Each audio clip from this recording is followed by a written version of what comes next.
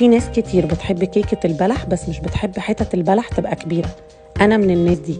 تعالوا أقول لكم على الطريقة اللي عملت بيها كيكة البلح وطلعت خطيرة.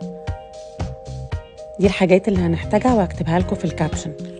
أول حاجة هنحط السكر البني وحطيت عليه الزبدة السايحة ونص كوباية لبن وضربتهم مع بعض كويس، وبعد كده حطيت عليهم 3 بيضات. بعد ما ضربت البيض كويس هزود الدقيق. طبعا انا نخلت الدقيق قبل ما احطه. هضرب الدقيق كويس وبعد كده هحط بيكنج باودر وهحط قرفه ودي اوبشنال، وطبعا هحط فانيلا. دلوقتي كمان هزود معاهم البلح اللي انا كنت مقطعاه وحطاه في ميه سخنه لمده نص ساعه عشان يطرى. هضرب الباتر مع بعضه كويس قوي.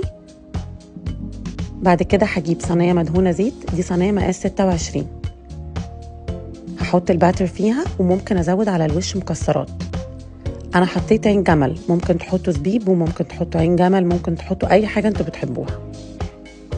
دخلت الصينيه على فرن سخن درجه حراره 180، قعدت نص ساعه بالظبط. بعد ما الكيك طلعت من الفرن حطيت على وشها صوص كراميل، وطبعا برضو دي حاجه اوبشنال.